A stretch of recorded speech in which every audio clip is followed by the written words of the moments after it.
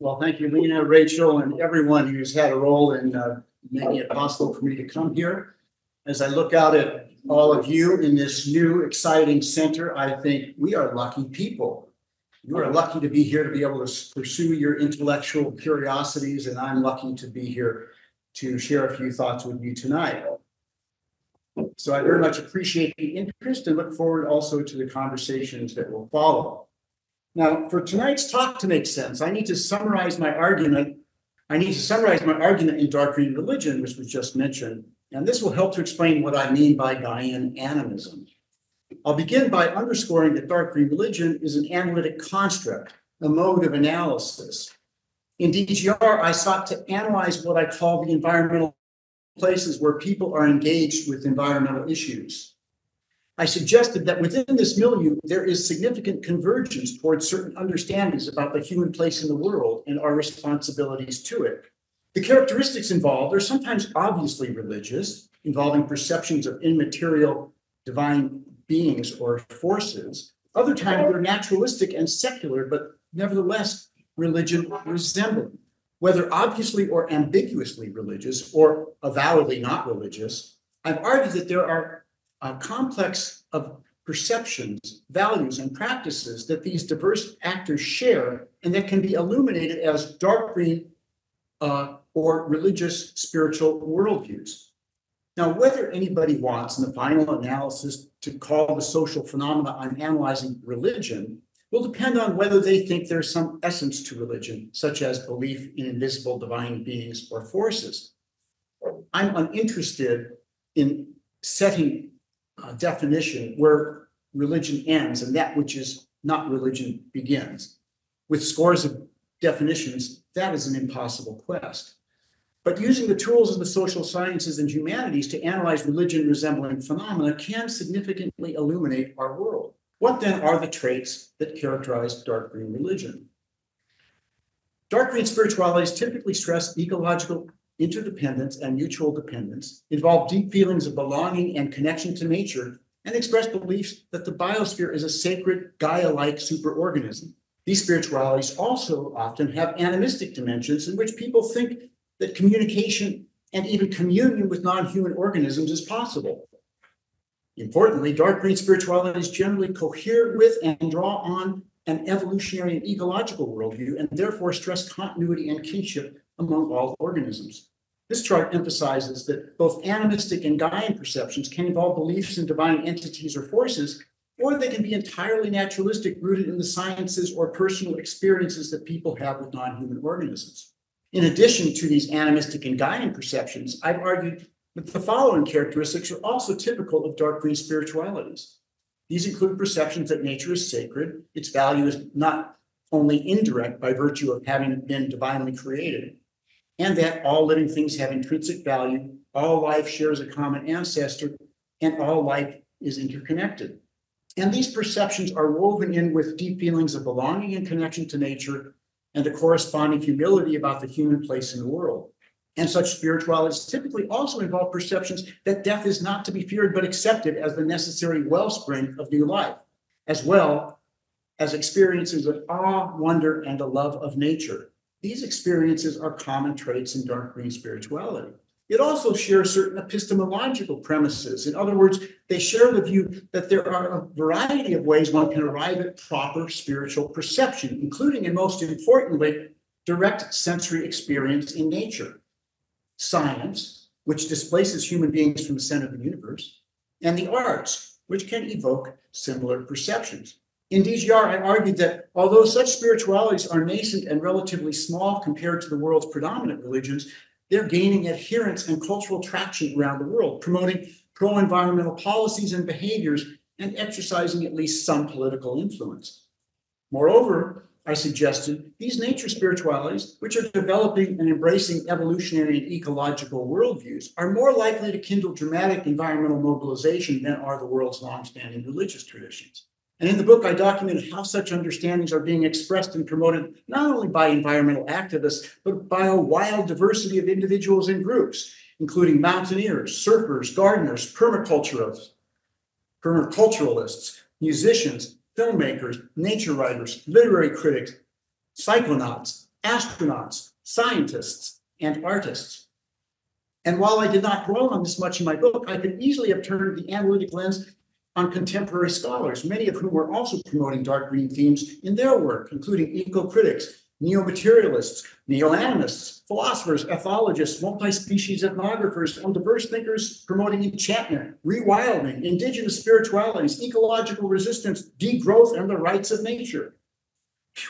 And turning to our theme tonight, I found that many museum and aquarium curators draw on the work of many of the just mentioned cultural creatives and scientists, fusing diverse approaches and perspectives in what I surmise is an attempt to inspire awe, wonder, and even reverence for nature. But first, a few qualifications. Although I'm confident that my dark green construction has explanatory power, tonight, I'm not arguing that art and science museums are universally promoting such views.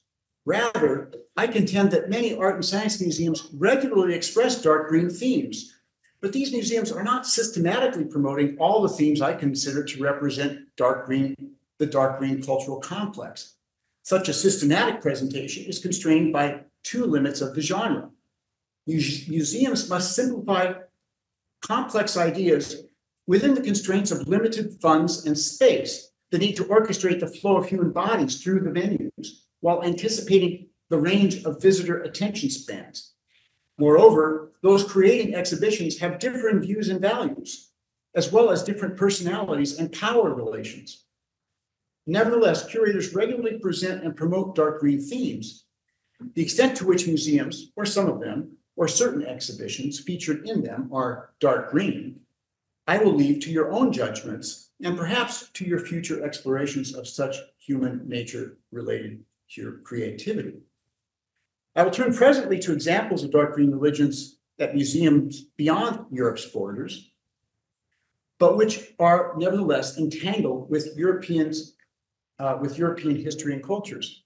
After this, I will focus on evidence found in European museums. As I provide these examples to kindle your own consideration whether there are dark green museums, I suggest you ponder these questions. What are the curators trying to get visitors to think and feel? What do you think visitors think and feel? And since we're all data for somebody, what would you think and feel if you were there? One final thing before we plunge into the evidence. A number of the photographs of museum displays I show will have a lot of text. This is primarily to document the point, and in many cases, you won't have time to read the text, so don't freak out. I will quote the most relevant passages. Now, I begin with the National Museum of Anthropology in Mexico City, which in complicated ways is entangled with European empires and their religions and sciences. Out front is Tlaloc, the god of rain and fertility, who was worshipped and feared for his control not only of rain and fertility, but of destructive forces such as hail and lightning. Its most prominent exhibit introduced the discipline of anthropology. The first panel explained the age of the earth, the second, the evolutionary process. The third included these words. Thus, anthropology, through the study of fossil remains of modern primates, can trace the evolutionary relationships, presenting a mirror that reminds us that we are a part of the history of the world in the animal kingdom and not, as we had believed, that we were created to have nature at our service. Underscoring the connection between humans and the rest of the animal kingdom was a display of Australopithecus afarensis, an early bipedal hominid whom scientists consider a human ancestor. Here and elsewhere, the museum curators articulated the view that humans are animals and that all organisms share a common ancestor. This was the basis as well for the exhibit's explicit criticism of anthropocentric arrogance and the false earlier view that nature was created only for us. The perceptive visitor would recognize that colonial religions were being criticized for promoting precisely such destructive misperception. The idea and value of traditional ecological knowledge was explained, and its interrelatedness with the pagan nature spirituality that yet survives in Mesoamerican indigenous communities was acknowledged and portrayed sympathetically. The museum thus blended contemporary biocultural understandings, national pride, and subtle anti-colonial and anti-theist attitudes, while also implicitly expressing the notion that nature has intrinsic value. Reverence for Gaia and kinship feeling toward non-human organisms is being expressed and promoted around the world at a host of natural history museums and planetariums, including this Shrine to Darwin and the Evolutionary Story in London, and at the Hayden Planetarium in New York City, where curators give this reverence a cosmological spin. The planetarium includes the Hall of the Universe, a Big Bang theater, and a cosmic pathway. Outside the Big Bang theater, visitors can read about the origin of the universe, and inside the theater, experience it more viscerally. After learning about the Big Bang, one can walk the cosmic pathway, which provides a pilgrimage through time. This reveals that humans are latecomers in the story of the universe, thus dethroning humanity from the center of the cosmological story. By doing so, the exhibition promotes humility about the human place in the cosmos. The adjacent Earth and Space Museum also decenters humanity from the center of the story by illustrating how people used to think the Earth was the center of the universe. Now, the display explains, we understand that we reside on one tiny planet in the midst of an unfathomable number of galaxies. The point about our tiny place in space was driven home when, on February 14th, 1990, at the urging of the astronomer Carl Sagan, NASA's Voyager 1 satellite took this picture from the edge of the solar system. In this photograph, Earth appears on the pale blue dot next to the brighter, near vertical band of cosmic light. 4 years later, in 1994, Sagan published a pale blue dot with this picture on its cover. In it, he argued that the photo evocatively underscores the precious nature of life on Earth. Sagan even claimed, science has far surpassed religion in delivering awe. Indeed, for many, awe rooted in science is a pathway to religion, or at least to meaning and a reverence for nature. The Hall of Human Origins at New York City's American Museum of Natural History further exemplifies how curators use diverse sculptures, images, and interpretive panels to teach biological kinship. This display shows that given their evolutionary proximity, 98.8% of human DNA is the same as chimpanzees. Indeed, a host of organisms share family resemblances. For example, by showing the similarity between their appendages, the adjacent text stated, all living things, from people to butterflies to mushrooms, are related to one another. Both humans and birds have eyes, for example. This is a homology, a feature that two different living things inherit from a common ancestor. The nearby Hall of Biodiversity has many aesthetically pleasing displays of the Earth's diverse organisms. This venue includes nature-reverencing aphorisms penned by famous scientists, artists, and activists, all expressing kinship and promoting conservation. Near Johannesburg, South Africa, several museums focus on Australopithecus fossils that were found in the Sterkfontein caves, which have been labeled the cradle of humankind and a World Heritage Site. These museums trace the evolutionary story from its beginning to the emergence of Homo sapiens in Africa to the present.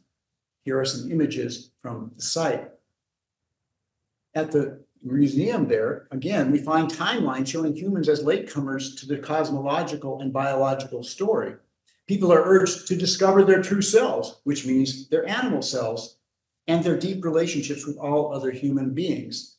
This display explains that we evolved from Australopithecines, developed into the genus Homo, and eventually emerged as modern humans some 400,000 years ago. The curators again quoted famous scientists, including Carl Sagan, and to the right, Charles Darwin's famous prose about there being grandeur in the evolutionary understanding of the origin of and diversity of life. Outside, pride for the African continent is blended with a humanism grounded in an evolutionary understanding. As it says here, all of humanity shares an African heritage, and we are one diverse species. To make sure nobody missed the point, inside the theme was repeated in very big letters. And this is a common theme at science museums around the world. The museum adjacent to the caves also promoted the Gaia theory as a way to stress interdependence of the Earth's living systems.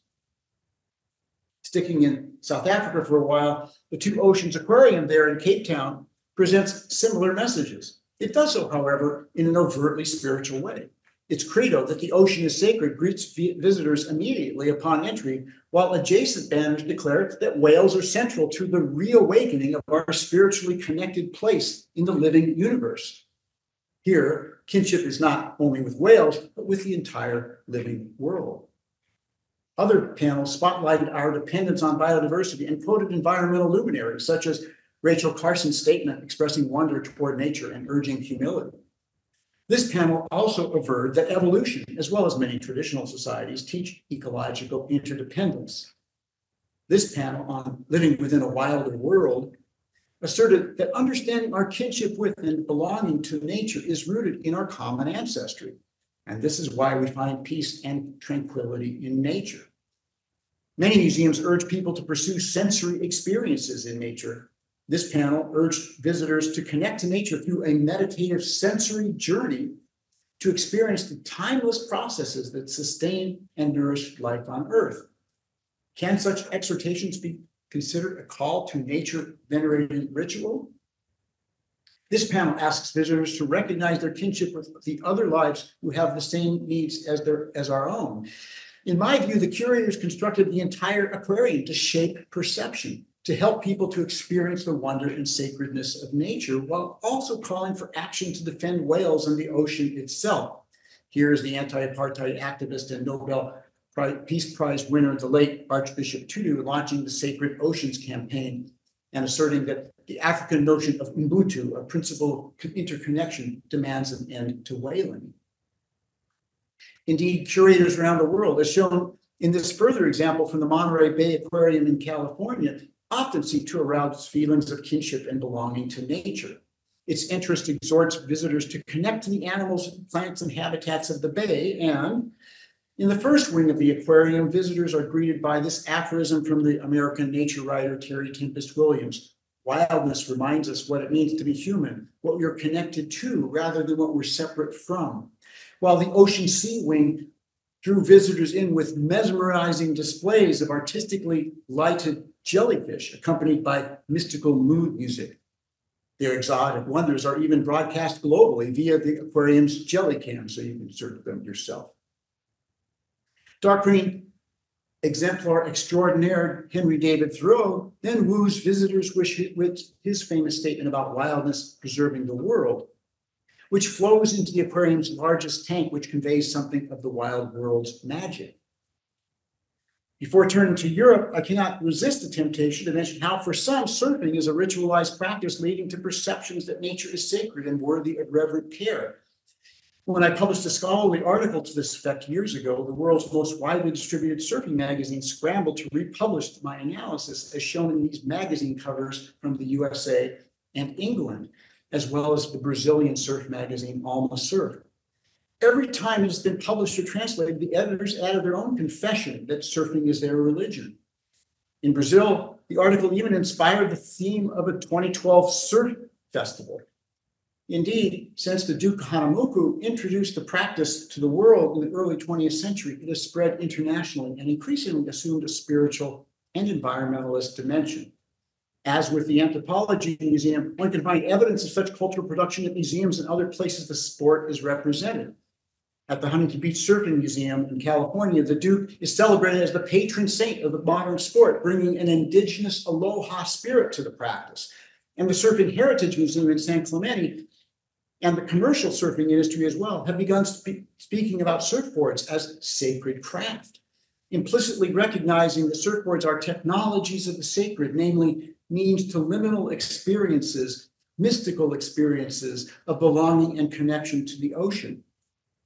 Indeed, increasingly, surfers speak of their connection to Mother Ocean, and surfer artists promote protective actions, as, for example, in this protest, an early protest in Hawaii. And since then, scores of surfer environmental organizations have proliferated, including the Surfrider Foundation and the ones mentioned here, some of which are avowedly deep ecological or promoting ecocentric values.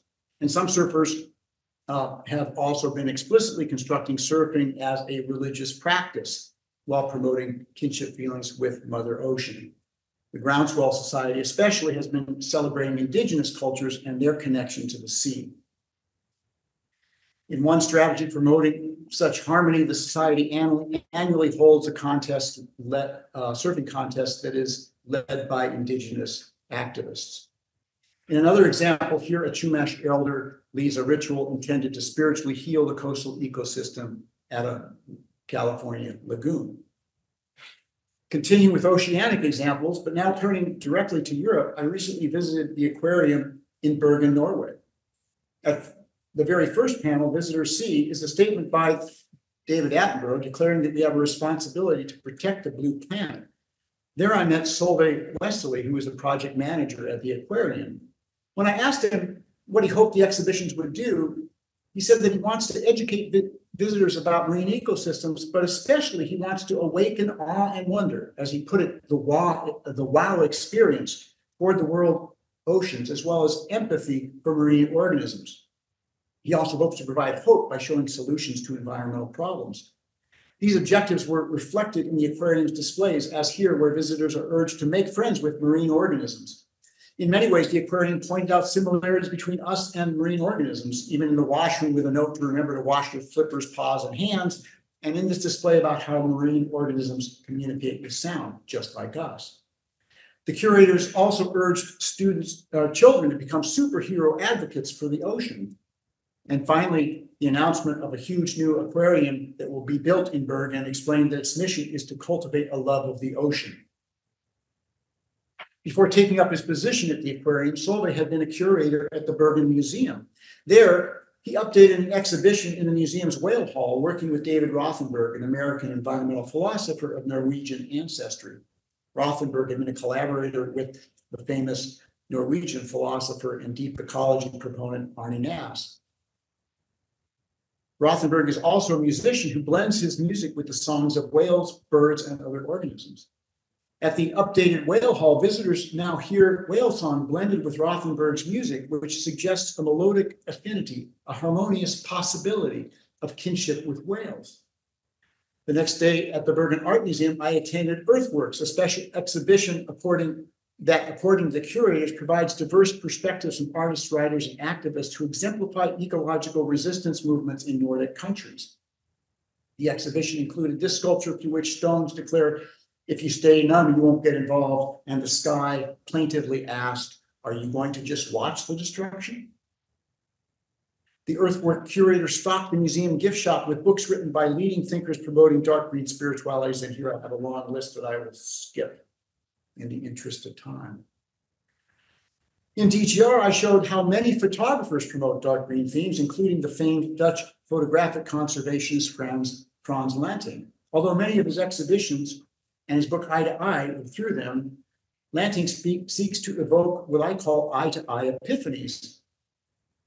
These epiphanies are when the agency and value of a non-human organism is awakened through eye-to-eye contact with it. When introducing Eye to Eye, Lanting explained that through his work as a photographic conservationist, he had come to see the world through other eyes, and he added that he crafts his work to celebrate the kinship of all life. I surmise that scores of photographers have similar motivations. There is, for example, an annual Wildlife Photographer of the Year exhibition that tours around the world. I visited the 2022 winners at Munich's Museum of Humans and Nature, not far from here. Like Lanting's Eye to Eye, these photographers provided scores of stunning eye-to-eye images. If Edmund Burke was correct, if the sublime is evoked by awful and dangerous manifestations of nature, then cameras may also be understood as technologies of the sacred. And the photographs, by depicting human exploitation of animals, are clearly designed to evoke empathy and promote pro-environmental action. Indeed, many of the photographs seem designed to remind viewers of the sublime beauty of the world, as in this photograph titled Turtles in Paradise. Also in 2022, I visited an exhibition at Berlin's Gemäldegalerie Gallery, which featured David Hockney's arboreal landscapes. It explained the way Hockney expressed his love of trees through paintings from his North Yorkshire homeland. He was quoted as saying that through his painting, he seeks to capture the essence of nature, which is, in his view, perpetual beauty and harmony. The exhibition also documented the way romantic painters, and even Rembrandt's landscape shown here, influenced his desire to evoke feelings of connection to nature through his art. Of course, European Romanticism and its many artistic forms, including in painting, is well known for expressing perceptions that many people have of nature as sublime. Taking place right now in Frankfurt at 3 museums, including the Senckenberg Natural History Museum and the German Romantic Museum, is an in-depth exploration of the human connection to forests in Germany, past, present, and future. Many of the themes analyzed, and indeed that were promoted, are in sync with the characteristics of dark green religion. In the Senckenberg, one of the first exhibits sought to give visitors a visceral feel for the forest, with bird sounds from around the world, ironically in a room full of beautiful but dead and stuffed birds.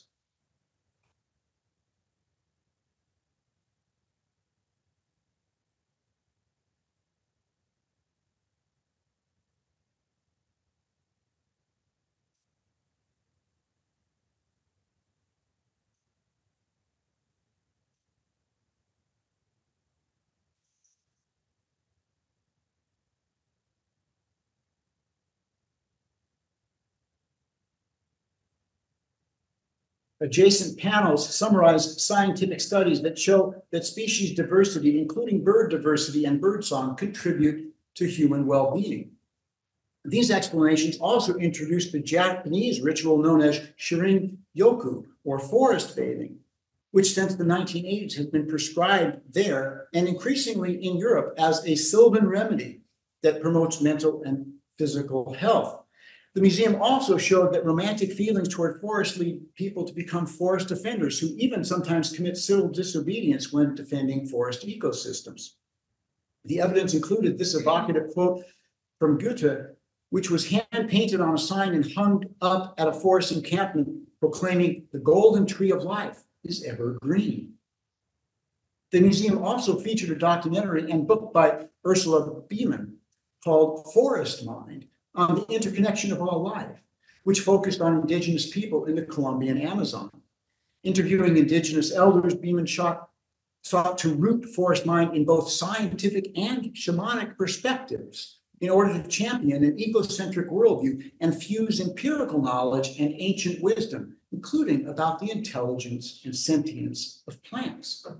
She also compared negatively the instrumental attitude of European colonists, including scientists, toward the forest and the indigenous people of Colombia, who, she averred, have profound ecological knowledge as well as a spiritual connection to the forest. Through a documentary, the Senckenberg's curators seem to promote a spirituality of belonging and connection to nature, as well as respect for the traditional ecological and spiritual knowledge of the indigenous people of Colombia. Nearby, the Deutsches Romantic Museum has one of the greatest collections of romantic art. In its part of a special exhibition, the curators asked people to consider nature as a subject and the forest as something to which people belong. They also explored recent efforts to imbue nature, including forests, with rights. This is another way of expressing ecocentric ethics in which nature has intrinsic value, as now appears in the Ecuadorian and Bolivian constitutions. Such legal innovations are unfolding in many other regions around the world. The related exhibition at the Sinclair House Museum included a video podcast about how one can get a sensual feeling for nature, for the forests, and the ways we are connected to it. The museum also offered opportunities for guided meditative forest walks. Perhaps the most obvious effort to evoke or reinforce a romantic dark green appreciation for nature was at the end of the Senckenberg's special exhibition. There, the Danish artist Jacob Steensen's Catharsis, a 2D cinematic video, blended diverse images and sounds from old-growth redwood forests in Northern California into a sublime forest soundscape. The video began in a lively forest stream, and then its gaze slowly wandered upward, revealing a terrestrial world teeming with life and sound. Here you can just get a little bit of the visual at the early part of the video. I don't have the sound for this, unfortunately. I was running out of time to get it.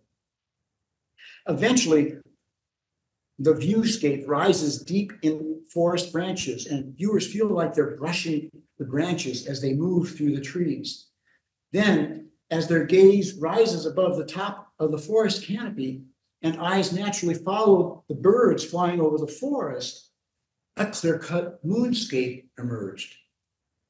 I thought this exemplified the kind of juxtaposition between a biologically diverse and intact sacred forest and a desecrated one. I first witnessed this strategy of depicting a biologically diverse and thus sacred ecosystem and a once forested land desecrated by a clear cut at slideshows presented by radical environmentalists during the 1990s.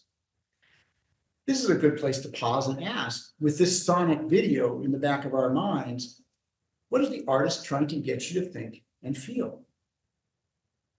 Stevenson calls his approach slow media and says it is both a philosophy and a practice that uses digital technologies to draw attention to the natural world. And if ritual is that which draws attention to the sacred, then what this video does is provide just such a ritual of attention, which we can again consider a technology of the sacred. Stevenson seems to understand that this is indeed what he's doing. He says that via his slow media approach, he takes viewers on a meditative journey through a holistic new world. This, he hopes, will give audiences an overwhelming sense of communion and harmony. Tellingly, his studio name is Erratic Animist, which signals his affinity with dark green spiritualities. It's equally telling that the curators at this science museum resonated enough with this sensory experience that they featured it in their special exhibition on forest romanticism.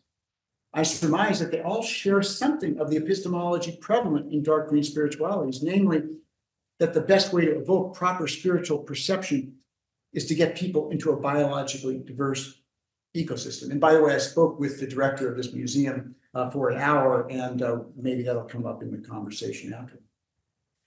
Next, we journey to Paris, where I've also found nature spiritualities exhibited in creative ways. These events including an exhibition titled Myths of Nature in the Art of the Early 20th Century Finnish painter, Alexei Gaian. The texts accompanying the paintings stressed how the artist was an ardent defender of nature. The curators added that long before the age of environmentalism, Gaian criticized the plunder of nature and stressed that nature was a dynamic whole to which human beings belonged. While on my way to the Gaian exhibition, I noticed a poster and soon attended Sebastião Salgado's Aqua Mater photographic exhibition. The photographs were arranged within a pavilion that was modeled on habitat created by an indigenous community living along the Amazon River. The entry text stressed that both the pavilion itself and the photographs reflect an indigenous cosmology and, above all, spirituality. What was meant by spirituality was left to the visitors to surmise from the photographs. Many of the photographs depicted indigenous peoples positively, as well as their putatively animistic and nature-respective cultures. Such positive depictions of the worldviews and environmental practices of indigenous people are increasingly provided at exhibitions around the world. Other photographs expressed awe and wonder in nature, suggesting again that the photographer seeks to awaken perceptions of nature as sacred, especially where it is biologically diverse.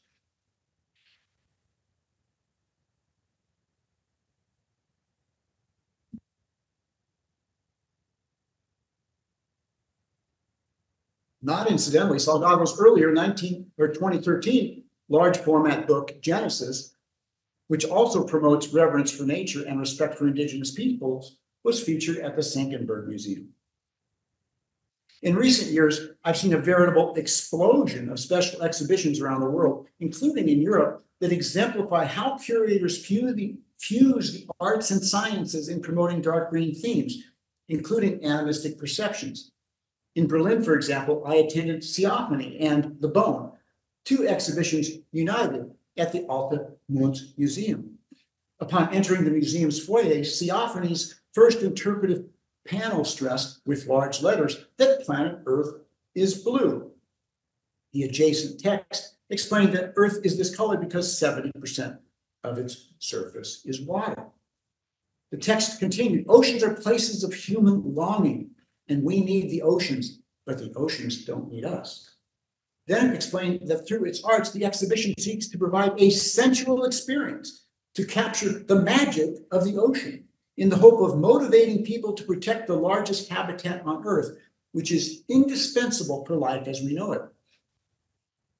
On the wall adjacent to the entry door of the theater, visitors read that Theophany provides a unique opportunity to listen to oceanic sounds from Antarctica to the Arctic, which the recording artist Chris Watson had collected and orchestrated.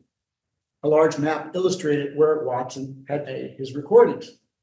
In a way that reflects the notion of naturalistic animism that I developed in DGR, this text listed as the cast the sea creatures whom Watson recorded, as well as the sources of sound pollution that disturb and threaten marine life.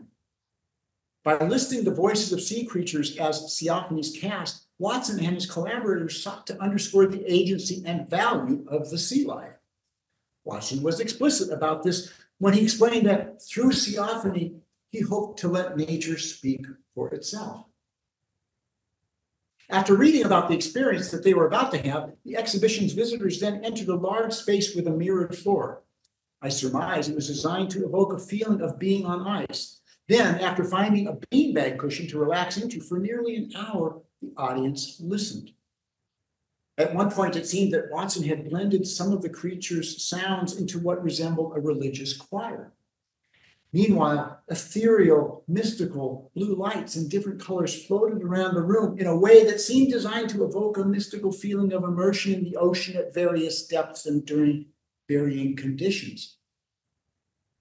After Theophany concluded, doors opened to a room with panels created by the Friends of the Earth Germany that exemplified this intention by stressing the importance of the ocean and the threats to it while urging action to protect it. After moving through the Friends of the Earth room, there was an 18-minute experience titled The Bone, created by a Chilean artist working with Norwegian scientists and writers. During The Bone, visitors would sit in a small boat with virtual reality headsets. The VR headsets provided an experience of flowing through the ocean in currents and through kelp beds, and eventually into a large salmon skeleton. From inside the skeleton, guests listened to voices purportedly from two salmon. These voices followed an innovative animistic script. The first of these voices represented salmon displaced from their native Norwegian habitat to salmon farms in Chile, where they did not evolve and previously had never lived. The salmon expressed confusion, dismay, pain, and anger at having had their genes violently altered and at losing their freedom as humans incarcerate them in nets where they become sick and are riven with psychic and physical pain. This voice was in sharp contrast to the voice of its wild salmon relatives in Arctic waters. The wild salmon explained that in their ancestral waters, they are in proper relationship with all their relations, including Sami, the indigenous Arctic people, whose salmon-themed songs provided another part of this sensory experience. Theophany's creatives designed the exhibition to give voice to and awaken empathy for marine life and an understanding of the intimate and respectful relationships humans should have with their oceanic relations.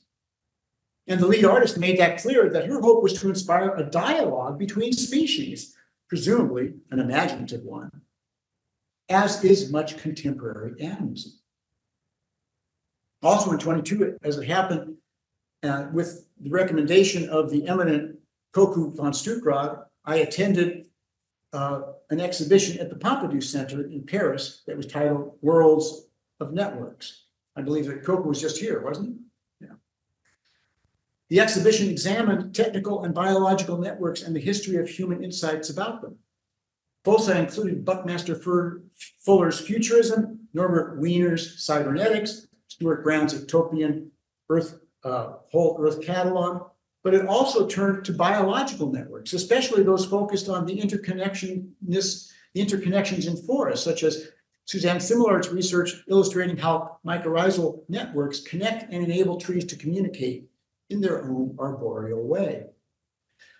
The most stunning part of the exhibition involved an audiovisual presentation that fused a beautifully choreographed breeze-influenced image of a tree with an imaginatively scripted arboreal voice said to be from Quercus. Here is part of what Quercus had to say.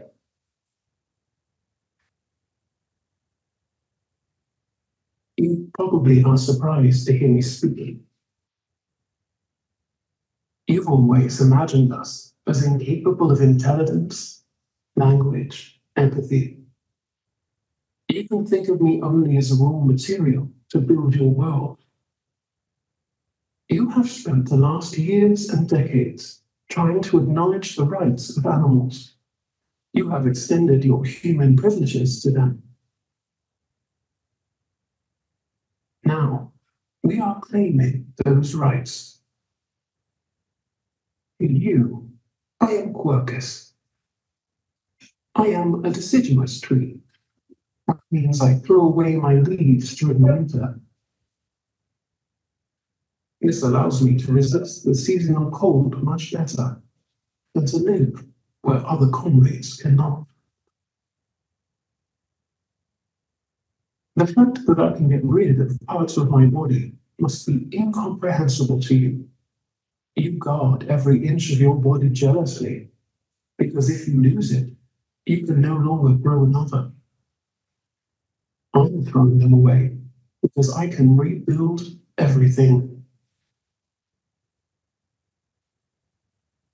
My body is a constant accumulation of tissues, an alternation of dead parts, wood, and living cells. There is no struggle between the living parts and the dead ones in us. Death is not an external event which we must oppose or escape. My body is with you, in your life, in the most unexpected forms. I am the chair in which you sit, the table you use to write, your wardrobe, your sideboard, but also your most ordinary and extraordinary tools. We are in you as much as outside you. You just have to breathe. The oxygen that is contained in the air you inhale at any time is only a byproduct of our metabolism. And yet, it is only through this detritus of our existence that you are alive.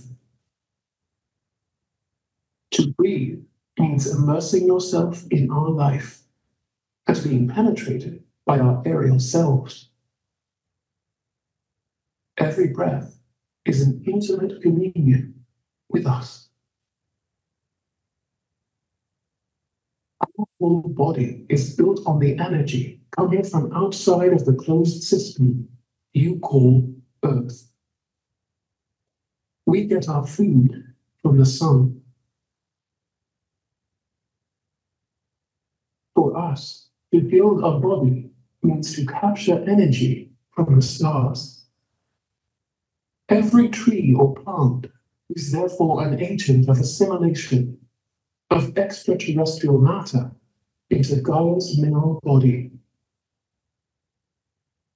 It is only through our act of cosmic digestion that you can assimilate nutrients. I hope it is clear at this point. We fabricated the very conditions for your existence. Wood is not just dead fabric that gives structure.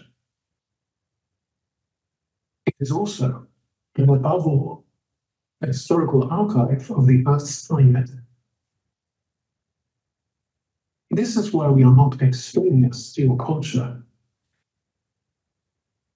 We are archives of the climate that record every slight variation in the environment. We are taking notes of what you do. We just have to pay more attention to our language, the way we communicate, the way we are.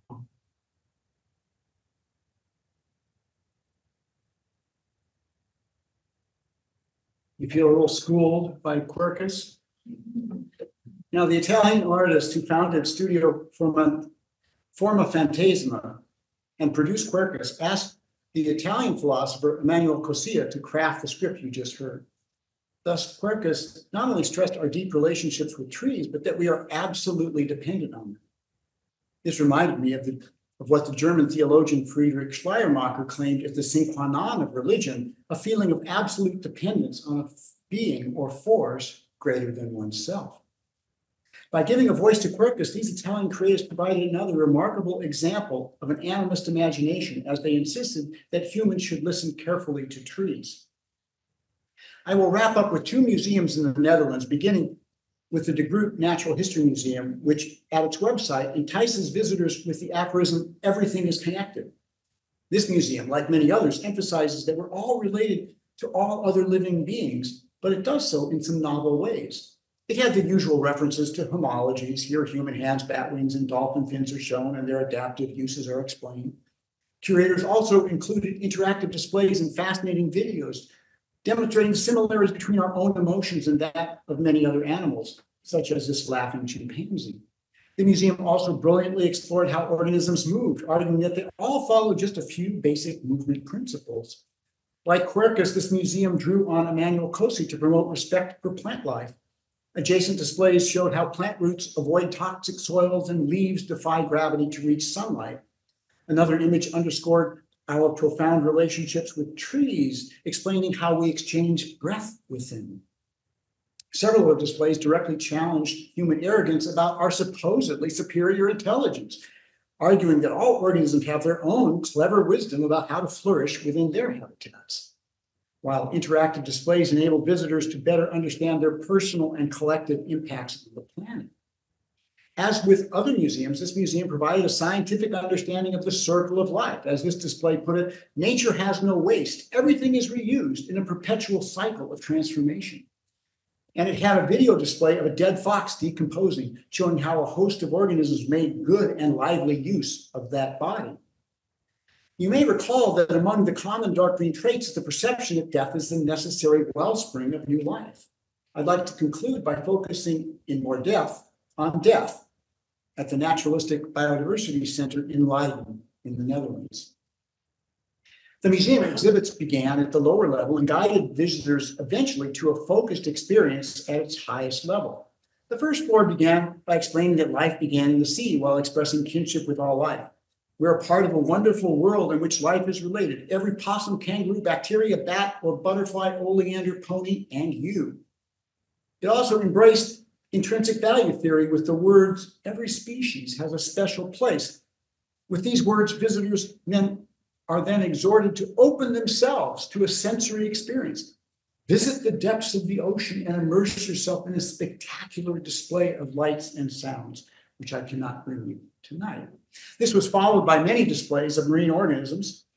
The next floor was devoted to evolution, and with these words, the curator stressed a common dark green theme about biological relatedness and interconnection.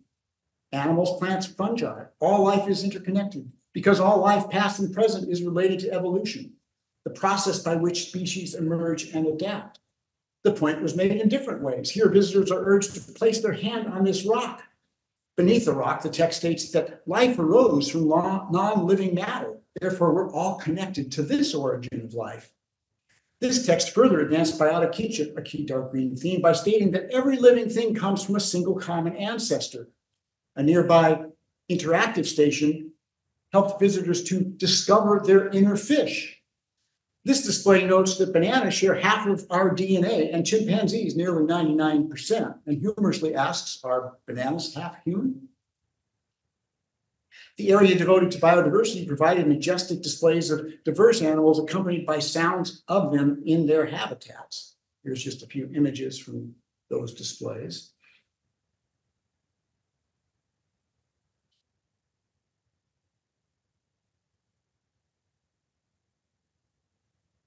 But it was at the highest level of this museum that I found the most in-depth exhibits about death, decay, and the circle of life that I've seen at any other museum. The curators began this venue by welcoming visitors to their labyrinth of death, which emphasizes death and decay as the necessary requirement for new life. As this panel concluded, we cannot live without death.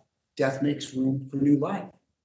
This part of the exhibition even offers a kind of consolation to visitors, noting, as the circle of life notion in The Lion King did, that all the particles that constitute us lead to life after death.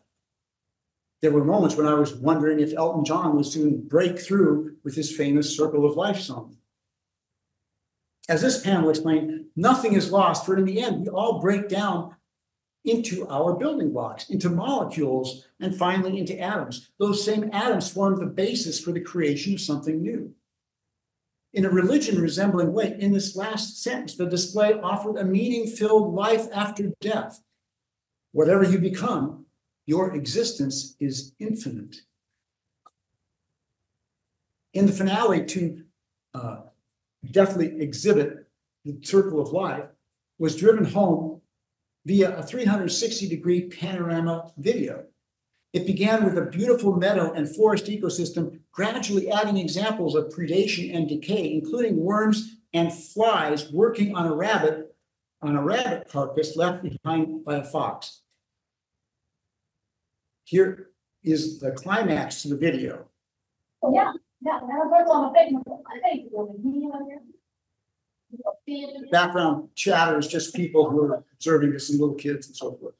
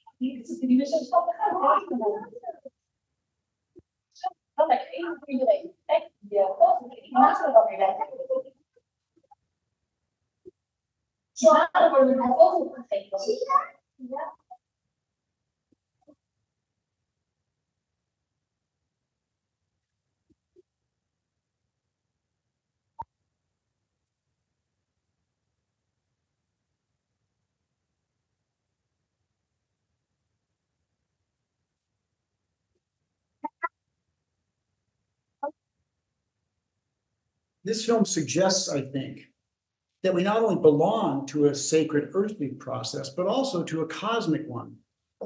In my view, like Darwin at the end of On the Origin of Species, when he wrote about there being grandeur in an evolutionary understanding of life, these curators were offering visitors a naturalistic and indeed a dark green meaning system. This, I think, would be especially appealing for those who find implausible the views about what happens after death as predicted by the world's predominant religions. And if religions help people to cope with suffering and their fears of and questions about death, then I think it's fair to say that many art and science museums are doing religious work. Thank you all for your time and invitation.